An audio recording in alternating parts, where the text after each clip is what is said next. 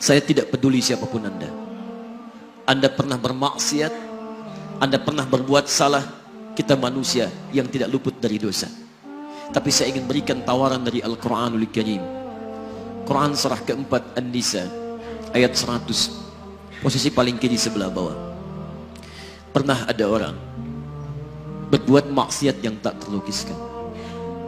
Ada seorang yang pernah bunuh orang. Bunuhnya bukan 1, 2, 100 orang. Tak terlukiskan bilangannya. Kriminalitas tidak perlu diukur karena Anda akan lelah menghitungnya. Ketika Allah berkenan memberikan hidayah kepadanya, Masya Allah. Dan hidayah selalu terbuka pada siapapun sepanjang ia mau mengambilnya sebelum nyawa sampai di kerongkongannya. Tiba-tiba datang ia pada seorang alim dan berkata, saya ingin berubah. Alim ini kemudian menyampaikan pada orang dimaksud, Anda bukan berarti tidak bisa menjadi orang baik. Hanya Anda tinggal di lingkungan yang tidak mendukung Anda jadi baik. Keluarlah dulu dari tempat itu. Pergilah ke majlis ilmu si fulan, tempatnya ada di sana. Datang ke sana, belajarlah, dan Allah akan bimbing Anda berubah dari keburukan menjadi orang yang terbaik. Didengarlah nasihat alim ini. Berangkatlah orang dimaksud, menempuh perjalanannya. Tiba-tiba Masya Allah, belum sampai ke tujuan, di pertengahan jalan, konon disebutkan lebih sejengkal, tiba-tiba maut datang menjemputnya. Thumma yudrikul maut. Apa yang terjadi? Langkahnya dihitung sebagai ibadah. Dalam terapnya dia beristighfar, tobat kepada Allah subhanahu wa ta'ala.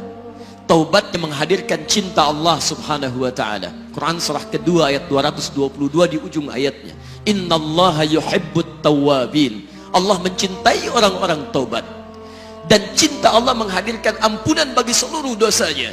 Quran surah ketiga Ali Imran ayat 31, paling kiri sebelah atas. Qul in kuntum tuhibbunallaha fattabi'uni yuhibbukumullah. Allah cintai orang yang mau taat pada Rasulnya. Lihat, ketika Allah mencintai seorang hamba, wa yaghfir lakum dzunubakum, Allah ampuni seluruh dosa-dosanya.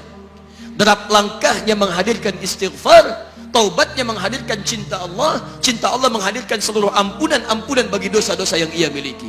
Maka apa yang terjadi? Di tengah perjalanan maut menjemputnya, thumma yudrikhul maut faqad waqa'a ajruhu 'ala Allah.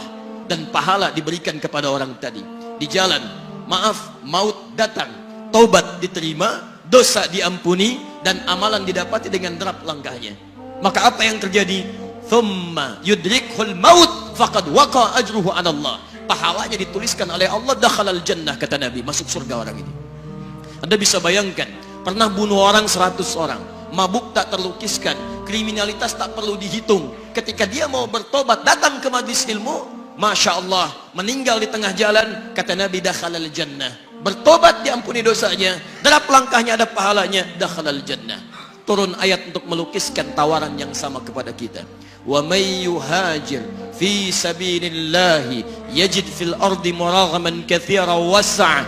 Siapapun yang mau berubah kembali pada ketentuan jalan Allah, kalau dia masih punya batas-batas kehidupan, kami akan berikan kelapangan di sisa hidupnya dan kelimpahan-limpahan kenikmatan selama dia hidup. Wa may yakhruj min baitihi muhajiran ilallahi wa rasulih.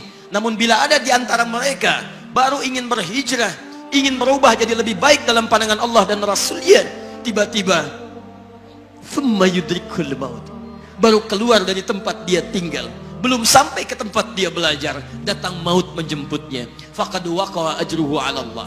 Kami terima semua amalnya, kami ampuni dosa-dosanya, dan kami tuliskan namanya di dalam surga. Bila 100 orang saja yang pernah dibunuh oleh orang ini, pernah bunuh 100 orang, mabuk tak terlukiskan, kriminalitas tak terhitung, mau berangkat ke majlis ilmu, tak sampai ke majlisnya, meninggal dia, bisa masuk surga. Masa Anda yang tidak pernah bunuh orang? Ada yang pernah bunuh orang di sini? Boleh angkat tangan? Ada polisi di sini, langsung saya sampaikan insyaallah. Anda gak pernah bunuh orang, Anda tidak pernah mabuk, Anda tidak pernah berbuat kriminalitas seperti orang dulu. Salah, wajar, tapi pintu tobat terbuka untuk kita semua. Masya Allah, Bedanya dengan orang tadi belum sampai ke majelis ilmu. Anda sudah hadir di dalamnya, langsung di rumah Allah, diberikan tempat yang terbaik dan kita akan belajar. Kalau dengan semua ini belum mempermudah Anda ke surga, dengan cara apa lagi Allah mesti mengantarkan Anda ke surga? Kalau dengan duduknya Anda di sini belum mau juga bertobat, dengan cara apa lagi Allah harus membimbing Anda bertobat? Kalau dengan seperti ini belum juga Anda taat kepada Rasul, dengan cara apa lagi Allah mesti meyakinkan Anda untuk taat kepada Rasulullah SAW? Karena itu teman-teman sekalian, mari kita pelajari ilmunya, dan dengan ilmu itu akan membimbing kita insya Allah kembali kepada Allah sampai mengajak keluarga kita ke surga insya Allah.